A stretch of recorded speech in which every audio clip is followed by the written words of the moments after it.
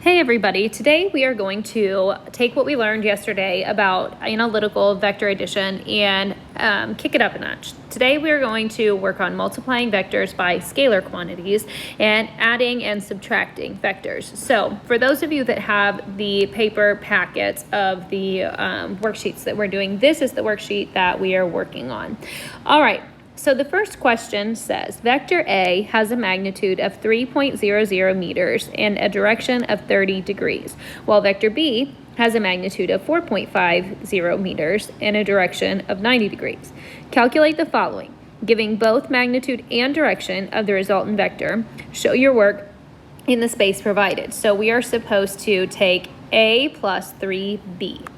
All right. So I wrote down our vectors. Vector A has polar coordinates of 3.00 meters at an angle of 30 degrees, while vector B has a magnitude of 4.5 meters at an angle of 90 degrees. Yesterday, we worked on how to add those two vectors. The only real new concept today is how do we factor in this multiplier of 3.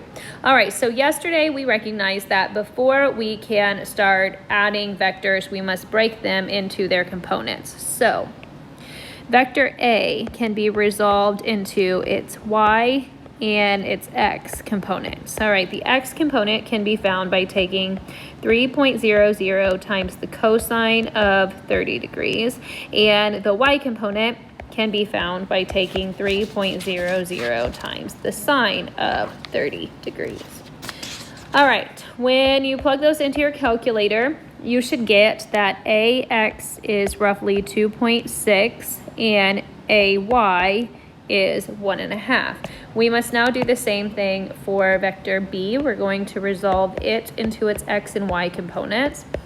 So x is going to be 4.5 times the cosine of 90, and by is going to be 4.5 sine of 90 degrees. Now, really, if you think about it, you shouldn't even have to do this on your calculator, because if the vector is at 90 degrees, that's directly along the upward y-axis. So there should be a 0 component to the x, and the entire 4.5 should be directed in the y direction. All right, so now here is our new trick. Yesterday we were just adding vectors. Today we want to follow the equation that we're given. So to find the resultant x value, I need to take ax plus 3 times bx. So you've already got the hard work done. We know ax is 2.6 plus 3 times by, which is 0. Now notice I put this in parentheses because you only want the multiplier of 3 to be distributed across the bx. So when you do that, I get that the resultant x value ends up being 2.6. We must now do the same thing for the resultant y value. So resultant y value is ay plus 3 times the by value. So ay is 1.5 from up here, plus 3 times by, which is 4.5. And when I do that, I get a resultant of 15. Okay, so now I know the Cartesian coordinates of my resultant vector. My resultant vector can be described as 2.6, 15 meters. And if I were to sketch that on the Cartesian coordinate, that's going to be here in the first quadrant, since I have a positive x and a positive y. The problem though says to calculate the following, giving both magnitude and direction of the resultant vector. So we need to resolve this into polar coordinates. So the resultant, remember, is the square root of rx squared plus ry squared we learned yesterday. So if I do that, I'm going to take the square root of 2.6 squared plus 15 squared. And when I did that, I got approximately 15.2 meters. Now to find theta, remember theta is equal to the inverse tangent of the y component over the x. So in this case, I'm going to do the inverse tangent of 15 over 2.6. that gives me a theta value of about 80 degrees, which, since we're in the first quadrant, we don't need to add that to 180 or 360 or resolve that at all. So we could say that our resultant can be described by the polar coordinates 15 meters, comma, 80 degrees. All right, so then if we go back to our worksheet, the question that is given for number 2 says vector A has a magnitude of 3 meters and a direction of 30 degrees, while vector B has a magnitude of 4.5 meters at a direction of 90 degrees. Well, that's pretty handy because those are the exact same vectors we just used for problem 1. This time, though, they want us to calculate 2a minus b. So we've still got that scalar factor in there, but this time we are subtracting.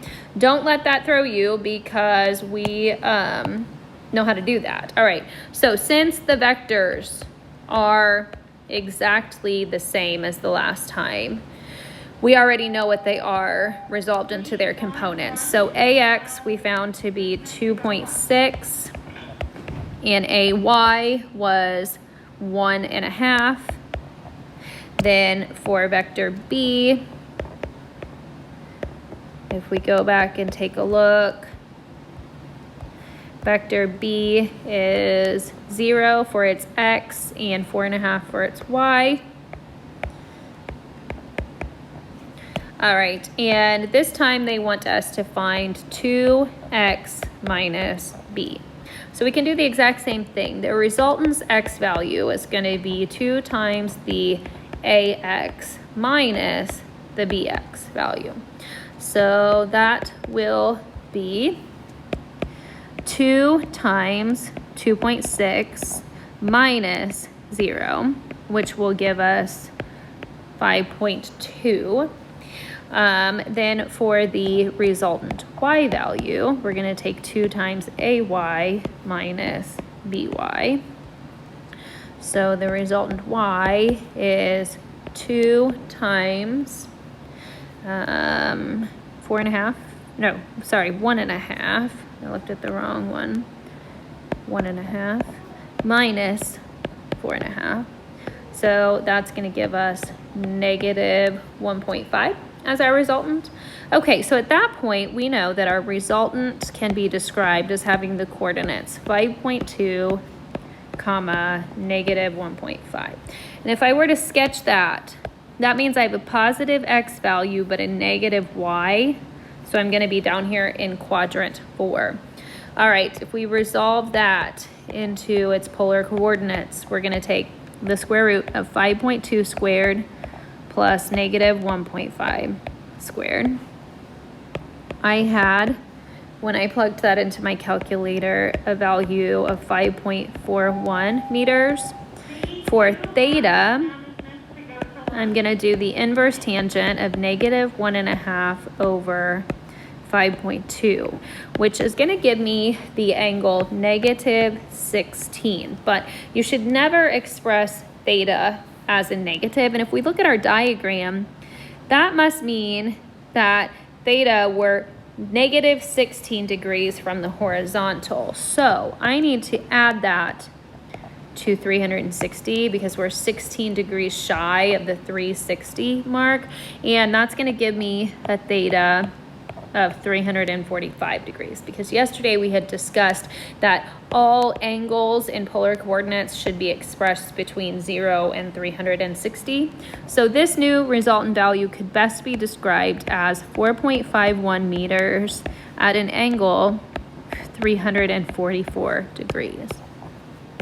The main takeaways from today are to only apply a scalar quantity to that particular quantity. So what I mean here is like take 2 times the ax value only, do not multiply the bx value, and always pay attention to whether a problem is asking you to add or subtract your quantities, because you can't just assume that you're always adding the vectors. Sometimes you're subtracting them and you need to plan accordingly